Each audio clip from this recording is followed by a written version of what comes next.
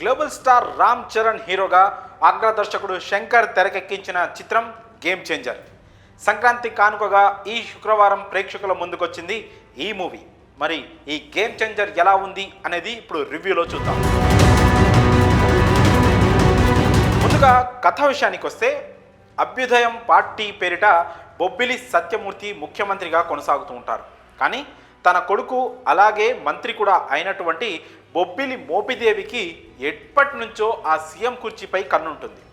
ఈ నేపథ్యంలో అదే ఏపీకి కలెక్టర్గా రామ్ నందన్ వస్తాడు. మరి తనకి మోపిదేవికి జరిగిన యుద్ధం ఏంటి?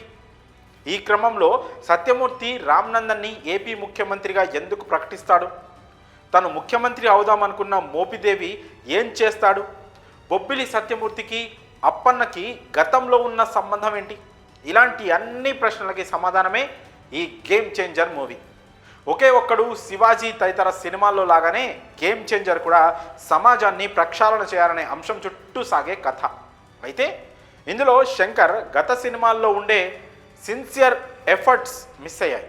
నిజం చెప్పాలంటే శంకర్ సినిమాని చుట్టేశాడు.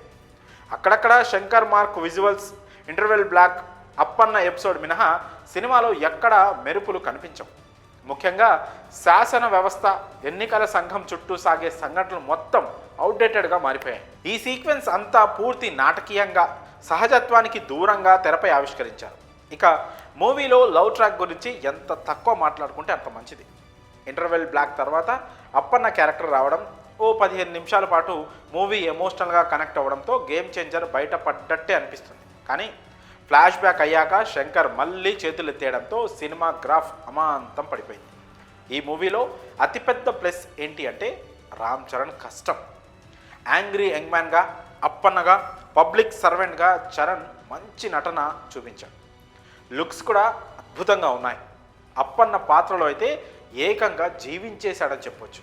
కానీ హీరో కష్టానికి దర్శకుడి నుంచి ఎలాంటి సపోర్ట్ లేకపోవడం ఇక్కడ ఒక షాకింగ్ అంశం. కియారా అద్వానీ పాత్రకి పెద్దగా ప్రాధాన్యం లేదు. పాటల్లో మాత్రం అందంతో కట్టిపడేస్తుంది. అంజలి పార్వతి పాత్రలో అలరించేసింది. ఆమె పాత్ర నేపథ్యంలోనే భావోద్వేగాలు పడ్డాయి. మినిస్టర్ మోపిదేవిగా ఎస్జే సూర్య నటన సినిమాకి ఒక హైలైట్. శ్రీకాంత్కి కీలక పాత్ర దక్కిందని చెప్పొచ్చు. సునీల్ది సైడ్ యాంగిల్ పాత్ర, అందులో కొత్తదనం ఏమీ లేదు. ఇక బ్రహ్మానందం ఇలా కనిపించి అలా వెళ్ళిపోయారు. ఇక టెక్నికల్గా మాత్రం గేమ్ చేంజర్ విజువల్ ట్రీట్ అని చెప్పుకోవాలి. తిరు విజువల్స్తో ఆకట్టుకున్నాను. ప్రతి సన్నివేశం గ్రాండియర్గా కనిపిస్తుంది. తమన్ సంగీతం చిత్రానికి ప్రధాన బలం.